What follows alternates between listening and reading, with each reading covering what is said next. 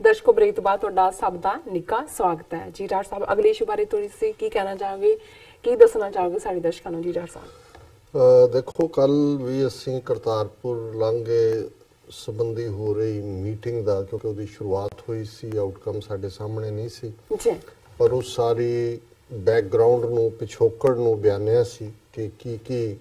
ਜਿਹੜਾ ਉਹ ਹੋਏਗਾ ਜਾਂ ਹੋ ਸਕਦਾ ਹੈ। ਜੀ, ਸੋ ਜ਼ਾਹਰ ਹੈ ਕਿ ਮੀਟਿੰਗ ਸੁਖ ਸਬੀਲੀ ਨਿਬੜ ਗਈ। ਦੋਨਾਂ ਦੀ ਸਾਂਝੀ ਸਟੇਟਮੈਂਟ ਵੀ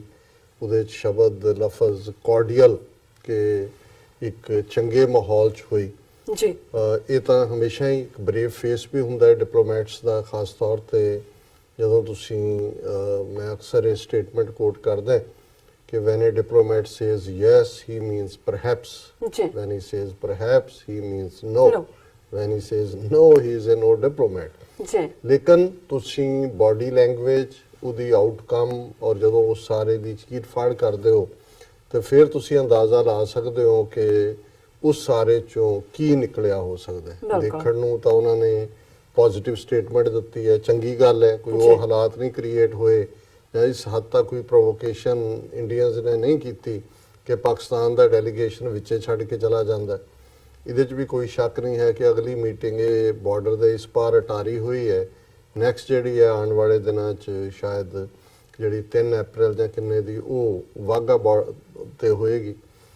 ਹੁਣ ਜਿਹੜੀ ਗੱਲ ਇਹ ਸਾਰੇ ਚੋਂ ਜਿੰਨੀਆਂ ਅੱਡ ਮੈਂ ਮੀਡੀਆ ਸਟੇਟਮੈਂਟ ਦੇਖੀਆਂ ਉਹਦੇ ਤੋਂ ਅੰਦਾਜ਼ਾ ਲਾਇਆ ਜਾ ਸਕਦਾ ਹੈ ਕਿ ਵੀ ਕਿੰਨੀ ਕਿ ਕੋਰਡੀਅਲ ਇਹਨਾਂ ਨੇ ਕੋਰਡੀਅਲਟੀ ਦਿਖਾਈ ਹੋਏਗੀ, ਕਿਉਂਕਿ ਇਹਨਾਂ ਦਾ ਦੋ ਜਿਹੜੇ ਪਰਸਨ ਇਹਦੇ 'ਚ ਸ਼ਾਮਲ ਸੀ, ਇੱਕ ਉਹਨਾਂ ਦੀ ਇੰਟੀਰੀਅਰ ਮਿਨਿਸਟਰੀ ਦਾ ਜਿਹੜਾ ਅੰਡਰ ਸੈਕਟਰੀ, ਉਸ ਦੀ ਸਟੇਟਮੈਂਟ ਹੈ, ਔਰ ਫਿਰ ਜਿਹੜਾ ਉਹਨਾਂ ਦੀ ਐਕਸਟਰਨਲ ਅਫੇਅਰਸ ਦਾ ਮਿਸਟਰ ਦੀਪਕ ਮਿੱਤਲ ਜੁਆਇੰਟ ਸੈਕਟਰੀ ਹੈ, ਉਸ ਦੀ ਬਰੀਫਿੰਗ ਹੈ। ਔਰ ਜੇ ਇਹਦੀ ਤੁਸੀਂ ਹੈਡਲਾਈਨ ਦੇਖੋ ਤੇ ਦੂਸਰਾ ਜਿਹੜਾ SCL ਦਾਸ ਹੈ ਮਿਨਿਸਟਰੀ ਆਫ ਹੋਮ ਅਫੇਅਰਸ ਦਾ, ਔਰ ਇਸ ਖਬਰ ਦੀ ਹੈਡਲਾਈਨ ਹੈ Kartarpur pilgrims won't be subjected to Khalistani propaganda,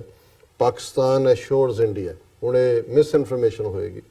ਲੇਕਿਨ ਪ੍ਰਭਾਵ ਉਹਨਾਂ ਨੇ ਇਹ ਦਿੱਤਾ ਹੈ ਕਿ ਜੀ ਅਸੀਂ ਇਹ ਇਸ਼ੂ ਲਿਆਂਦਾ ਕਿ ਜਿਹੜੇ ਜਾਣਗੇ ਇਧਰੋਂ ਜ਼ਿਆਰਤ ਕਰਨ ਲਈ ਸ਼ਰਧਾਲੂ, ਉਹਨਾਂ ਨੂੰ ਖਾਲਿਸਤਾਨ ਦਾ ਪ੍ਰੋਪੇਗੈਂਡਾ ਨਾ ਸੁਣਾਇਆ ਜਾਏ। ਪਰ ਪਾਕਿਸਤਾਨ ਨੇ ਕਿਹਾ ਬਿਲਕੁਲ ਅਸੀਂ ਆਪਣੀ ਸਰਜ਼ਮੀਨ ਨੂੰ ਬਿਲਕੁਲ ਨਹੀਂ ਵਰਤਣ ਦੇਵਾਂਗੇ। ਸੋ ਇਹ ਵੱਡੇ ਝੂਠ ਨਾਲ ਇਹਨਾਂ ਦੀ ਸ਼ੁਰੂਆਤ ਹੁੰਦੀ ਹੈ। ਪਰ ਜਿਹੜੀ ਕੋਰਡੀਅਲਿਟੀ ਦੀ ਗੱਲ ਹੈ, ਜਿਹੜਾ ਉਹਨਾਂ ਦਾ joint secretary SCL Das ministry of home affairs, ਉਹਨੇ ਇਹ ਕਿਹਾ ਕਿ ਅਸੀਂ ਜਿਹੜਾ ਪਾਕਿਸਤਾਨ ਨੂੰ ਬਿਲਕੁਲ ਕਲੀਅਰ ਕਰ ਦਿੱਤਾ ਸੀ, the meeting in no way amounts to resumption of bilateral talks, ਕਿ ਜੀ ਇਹ ਕੋਈ ਦੋਵੱਲੀ ਗੱਲਬਾਤ ਨਹੀਂ ਹੈ, ਅਸੀਂ ਰੁੱਸ ਕੇ ਬੈਠੇ ਹਾਂ, ਸਾਹਮਣੇ ਵੀ ਬੈਠੇ ਹੋ, ਆਏ ਵੀ ਹੋ, ਉਹਨਾਂ ਦੀ ਦੇਖਭਾਲ ਵੀ ਕੀਤੀ ਹੈ। ਨਾ ਨਾ ਨਾ ਨਾ, ਸਾਡੀ ਲੜਾਈ ਜਿਹੜੀ ਹੈ ਉਹ ਅਸੀਂ ਬਿਲਕੁਲ ਨਹੀਂ, ਗੱਲ ਅਸੀਂ ਕਰ ਹੀ ਨਹੀਂ ਰਹੇ। ਉਹ ਕਹਿੰਦੇ ਅਸੀਂ ਉਹਨਾਂ the position on dialogue is very clear, terror and talks cannot go together। ਫਿਰ ਤੁਸੀਂ ਉੱਥੇ ਕਰ ਕੀ ਰਹੇ ਸੀ? ਅੰਬ ਚੂਪਦੇ ਸੀ। ਜੇ ਕਹਿੰਦੇ ਹੋ ਜੀ ਟੈਰਰ ਐਂਡ ਟਾਕਸ, ਇਹ ਕੀ ਸੀਗਾ? ਟਾਕ ਨਹੀਂ ਸੀ ਤੇ ਹੋਰ ਕੀ ਸੀ? ਪਰ ਉਹਨਾਂ ਦਾ ਤੁਸੀਂ ਐਰੋਗੈਂਸ ਦੇਖੋ। Das said there were no handshakes at the meeting. ਇਹ ਕਿਉਂ ਜੀ ਕੋਰਡੀਅਲਿਟੀ ਹੈ?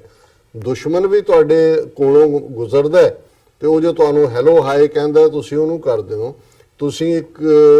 ਪਾਇਸ ਕੰਮ ਦੇ ਉੱਤੇ ਜਿਹੜਾ ਹੈ ਉਸ ਇਕੱਠੇ ਹੋਏ ਹੋ, ਉਹ ਆਏ ਨੇ ਆਲ ਦਾ ਵੇ ਤੇ ਉਹ ਕਹਿ ਰਹੇ ਅਸੀਂ ਕਿਸੇ ਨੇ ਹੱਥ ਨਹੀਂ ਮਿਲਾਇਆ। ਇਹ ਦੱਸ ਰਿਹਾ ਹਿੰਦੂਤਵੀ ਕਰਾਊਡ ਨੂੰ ਦੱਸ ਰਿਹਾ ਕਿ ਜੀ ਇਹ ਨਹੀਂ, ਅਸੀਂ ਜਿਹੜਾ ਜਦੋਂ ਆਇਆ ਸੀ ਮੈਂ ਪਿੱਠ ਮੋੜ ਲਈ ਸੀ। ਔਰ ਉਹ ਕਹਿੰਦਾ there were he said there were no handshakes at the meeting held amid heightened tension between the two countries after the Pulwama attack. This is no way signifies the normalization of relations। ਉਹ extra mile ਜਾ ਰਿਹਾ ਉਹ ਆਪਣੀ ਹਿੰਦੂਤਵੀ crowd ਨੂੰ ਕਿ ਜੀ ਇਹ ਅਸੀਂ ਕੋਈ ਇਹਦੇ ਚੋਂ ਆਮ ਸੰਬੰਧ ਨਾਰਮਲ ਕਰਨ ਦੀ ਕੋਈ ਗੱਲ ਨਹੀਂ ਹੈ। We have made it amply clear directly and indirectly. ਉਹਨਾਂ ਨੂੰ ਸਿੱਧੇ ਤੌਰ ਤੇ ਕਿਹਾ ਜੀ ਅਸੀਂ ਜਿਹੜਾ ਆਪਣੇ ਸਿਰ ਚ ਸਵਾ ਪਾਣੀ ਹੈ, ਅਸੀਂ ਕੋਈ ਤੁਹਾਡੇ ਨਾਲ ਜਿਹੜਾ ਹੈ ਉਹ ਸੰਬੰਧ ਨਹੀਂ ਰੱਖਣਾ। ਫਿਰ ਉਹ ਕਹਿੰਦਾ the meeting was only in the context of Kartarpur Sahib corridor aimed at providing pilgrims smooth and easy access to historical shrines, said Mittal। ਇਹ ਹੋਮ ਮਿਨਿਸਟਰੀ ਵਾਲਾ ਕਹਿ ਰਿਹਾ ਇਹ ਤਾਂ ਸਿਰਫ ਕਰਤਾਰਪੁਰ ਕੋਰੀਡੋਰ ਨਾਲ ਸੀ, ਹੋਰ ਇਹਦੇ ਚ ਅਸੀਂ ਬਿਲਕੁਲ ਕਲੀਅਰ ਹੈ ਕਿ ਵੀ we are very conscious of the aspect. It was a formal part of agenda and draft agreement prepared by us. और ਅਸੀਂ ਤਾਂ escalation mechanism provide ਕਰ ਰਹੇ। ਫਿਰ ਉਹਨੇ ਕਿਹਾ Ministry of Home Affairs official said an assurance has been given by the other side that the clearance to visit shrine will be done within 7 days after an application is made for the purpose। ਹੁਣ nitty gritty ਦੀ ਗੱਲ ਕਰੀਏ ਜੀ ਇੱਕ ਗੱਲ ਜ਼ਾਹਰ ਹੈ ਕਿ ਪਾਕਿਸਤਾਨ ਨੇ ਜਦੋਂ ਕੋਰੀਡੋਰ ਦੀ ਆਫਰ ਕੀਤੀ ਉਹਨਾਂ ਨੇ ਕਿਹਾ ਵੀ ਵੀਜ਼ਾ ਫ੍ਰੀ ਜਿੰਨੇ ਮਰਜ਼ੀ ਆਓ ਔਰ ਵੀਜ਼ੇ ਦੀ ਲੋੜ ਨਹੀਂ ਔਰ ਉਹਨਾਂ ਨੇ ਇਸੇ ਦੇ ਉੱਤੇ ਸਟਿਕ ਕੀਤਾ ਰਾਦਰ ਉਹ ਇਸ ਹੱਦ ਤੱਕ ਉਹਨਾਂ ਨੇ ਅਸ਼ੋਰ ਕੀਤਾ ਕਿ ਜਿਹੜੀ ਤੁਹਾਡੀ ਅਰਜ਼ੀ ਆਏਗੀ 7 ਦਿਨ ਦੇ ਵਿੱਚ ਕਲੀਅਰ ਕਰਕੇ ਉਹ ਜਿਹੜਾ ਆ ਸਕਦੇ ਨੇ ਔਰ ਕੋਈ ਵੀਜ਼ੇ ਦੀ ਲੋੜ ਨਹੀਂ ਜੀ ਹੁਣ ਪਾਕਿਸਤਾਨ ਦੀ ਤਾਂ ਇਹ ਪੋਜੀਸ਼ਨ ਹੈ ਬਿਲਕੁਲ ਇਧਰ ਇੰਡੀਆ ਨੇ ਪਾਸਪੋਰਟ ਦੀ ਕੰਡੀਸ਼ਨ ਰੱਖਤੀ ਹੈ ਕਿ ਜੀ ਪਾਸਪੋਰਟ ਜ਼ਰੂਰੀ ਹੈ ਜੀ ਹੁਣ ਇਹੀ Hindutva show boy captain Amarinder ਜਦੋਂ ਕਿ ਉਹ ਵਿਜੇ ਸੰਪਲਾ ਜਿਹੜਾ ਬੀਜੇਪੀ ਦਾ ਮਿਨਿਸਟਰ ਹੁਸ਼ਿਆਰਪੁਰ ਤੋਂ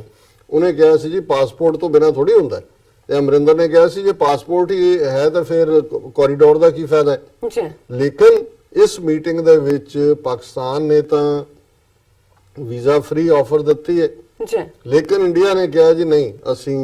ਪਾਸਪੋਰਟ ਰੱਖਾਂਗੇ ਸੋ ਜ਼ਾਹਿਰ ਹੈ ਉੱਥੇ ਪਾਸਪੋਰਟ ਬਣਾਉਣਾ ਇਵੇਂ ਹੀ ਹੈ ਜਿਵੇਂ ਚੰਦਰਮਾ ਤੇ ਜਾਣ ਦੀ ਟਿਕਟ ਲੈਣੀ ਬਿਲਕੁਲ ਬਿਲਕੁਲ ਕਿਉਂਕਿ ਤੁਸੀਂ ਗੁਜ਼ਰੋਗੇ security clearance SP intelligence police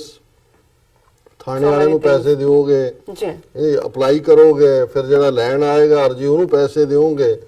ਤੇ ਫਿਰ ਤੁਹਾਡੀ ਗੱਲ ਕਿੱਥੇ ਜਾਏਗੀ ਜੀ ਔਰ ਦੂਸਰੇ ਪਾਸੇ ਇੰਡੀਆ ਕਹਿ ਰਿਹਾ ਜੀ ਅਸੀਂ ਉਹਨਾਂ ਨੂੰ ਕਿਹਾ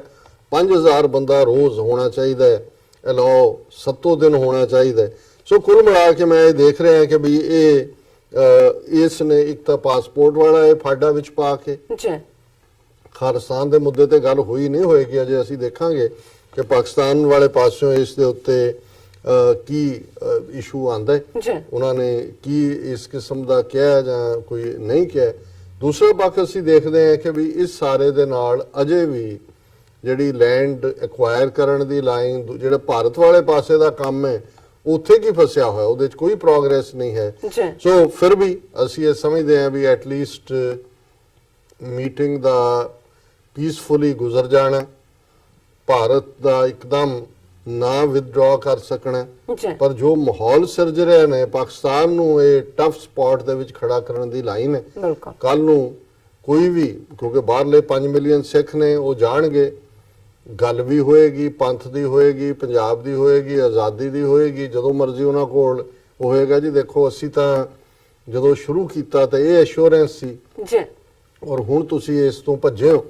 ਤੇ ਪਾਸਪੋਰਟ ਦੀ ਕੰਡੀਸ਼ਨ ਦੇ ਥੱਲੇ ਵੈਸੇ ਹੀ ਨੰਬਰ ਘਟ ਜਾਏਗਾ ਕਿਉਂਕਿ ਕੋਰੀਡੋਰ ਦਾ ਤਾਂ ਮਤਲਬ ਫਿਰ ਇਹ ਹੈ ਕਿ ਜੀ ਸਵੇਰੇ ਜਾ ਕੇ ਸ਼ਾਮ ਨੂੰ ਹਾਂ ਇੱਕ ਗੱਲ ਜਿਹੜੀ ਉਹ ਕਹਿ ਰਹੇ ਨੇ ਕਿ ਹੁਣ ਇੱਕ ਠੀਕ ਹੈ ਵੀ ਜਦੋਂ ਅਸੀਂ ਜ਼ਿਆਰਤ ਕਰਦੇ ਹਾਂ ਜੀ ਇਹ ਇਸਲਾਮ ਨੂੰ ਮੰਨਣ ਵਾਲੇ ਵੀ ਦੂਸਰੀਆਂ ਟ੍ਰੈਡੀਸ਼ਨਸ ਵੀ ਹੈ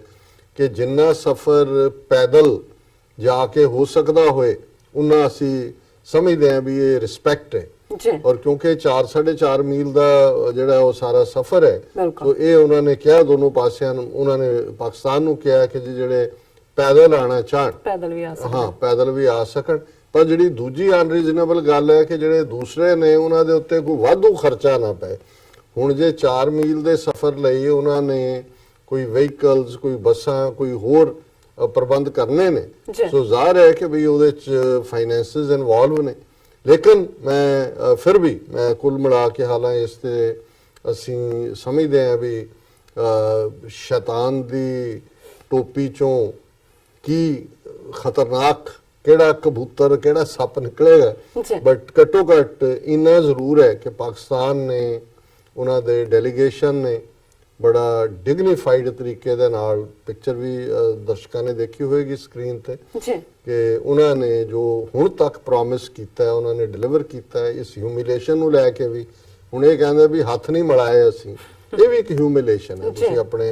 ਪਰ ਉਹਨਾਂ ਨੇ ਇਸ ਦਾ ਕੋਈ ਇਜ਼ਹਾਰ ਨਹੀਂ ਕਿਉਂਕਿ ਉਹਨਾਂ ਦੇ ਸਾਹਮਣੇ 30 ਮਿਲੀਅਨ ਸਿੱਖ ਕੌਮ ਦੀਆਂ ਜਜ਼ਬਾਤੀ ਧਾਰਮਿਕ ਭਾਵਨਾਵਾਂ ਨੇ ਗੁੱਡਵਿਲ ਹੈ ਔਰ ਅਸੀਂ ਸ਼ੁਕਰੀਆ ਅਦਾ ਕਰਦੇ ਹਾਂ ਕਿ ਵੀ ਇਹ ਜਿਹੜੀ ਗੱਲ ਹੈ ਉਹਨਾਂ ਇਸ ਨੂੰ ਪਾਕਿਸਤਾਨ ਨੇ ਅੱਗੇ ਤੋਰੀ ਰੱਖਿਆ ਹੋਇਆ ਬਾਕੀ ਬਾਬੇ ਨਾਨਕ ਦਾ ਕੰਮ ਹੈ ਜੀ ਕਿ ਉਹਨਾਂ ਨੇ ਕਿਵੇਂ ਕਰਵਾਉਣਾ ਹੈ, ਜੀ। ਇਹ ਬਾਬਾ ਹੀ ਜਾਣਦਾ। ਜੀ ਬਿਲਕੁਲ ਡਾਕਟਰ ਸਾਹਿਬ, ਬਿਲਕੁਲ। ਇੱਥੇ ਲੈਣੇ ਬ੍ਰੇਕ ਤੋਂ ਪਹਿਲਾਂ ਅਸੀਂ ਆਪਣੇ ਦਰਸ਼ਕਾਂ ਦੇ ਸਰੋਤਿਆਂ ਨੂੰ ਫਿਰ ਦੁਬਾਰਾ ਅਪੀਲ ਤੇ ਬੇਨਤੀ ਕਰਦੀ ਹੈ ਵੀਅਰਸ, ਜਿਸ ਤਰ੍ਹਾਂ ਕਿ ਤੁਸੀਂ ਜਾਣਦੇ ਹੋ ਕਿ ਟੀਵੀ 84 ਮਨੁੱਖੀ ਹੱਕਾਂ ਦਾ ਪਹਿਰੇਦਾਰ ਹੈ। ਟੀਵੀ 84 ਸਿੱਖਾਂ, ਕਸ਼ਮੀਰੀਆਂ ਅਤੇ ਭਾਰਤੀਆਂ ਨੌਰਥ ਈਸਟ ਸਟੇਟਾਂ ਦੇ ਲੋਕਾਂ ਦੇ ਸਵੈ ਨਿਰਣੇ ਦੇ ਹੱਕਾਂ ਦਾ ਹਾਮੀ ਹੈ। ਅਸੀਂ ਚਾਹਾਂਗੇ ਕਿ ਤੁਸੀਂ ਟੀਵੀ 84 ਦੀ ਵੱਧ ਤੋਂ ਵੱਧ ਮਾਈਕ ਸਹਾਇਤਾ ਕਰੋ। ਤੁਸੀਂ ਆਪਣੀ ਮਾਈਕ ਸਹਾਇਤਾ ਸਾਡੀ ਵੈਬਸਾਈਟ tv84.tv ਤੇ ਜਾ ਕੇ ਪੇਪਲ ਦੀ ਵਰਤੋਂ ਕਰਕੇ ਵਨ ਟਾਈਮ ਡੋਨੇਟ ਕਰ ਸਕਦੇ ਹੋ, ਮੰਥਲੀ ਡੋਨੇਟ ਵੀ ਕਰ ਸਕਦੇ ਹੋ। ਤੁਸੀਂ ਟੀਵੀ 84 ਦੇ ਨਾਮ ਤੇ ਚੈੱਕ ਬਣਾ ਕੇ ਸਾਨੂੰ ਮੇਲ ਵੀ ਕਰ ਸਕਦੇ ਹੋ ਸਾਡੇ ਇਸ ਪਤੇ ਤੇ 36-01 37th Avenue, Long Island City, New York 11101 USA, ਜਾਂ ਫਿਰ ਤੁਸੀਂ ਸਾਨੂੰ ਫੋਨ ਰਾਹੀਂ ਵੀ ਸੰਪਰਕ ਕਰ ਸਕਦੇ ਹੋ ਸਾਡੇ ਫੋਨ ਨੰਬਰ ਤੇ 5164060694। Thank you so much. So keep watching TV 84. ਮਿਲਦੇ ਹਾਂ ਛੋਟੇ ਜਿਹੇ ਵਕਤੇ ਤੋਂ ਬਾਅਦ।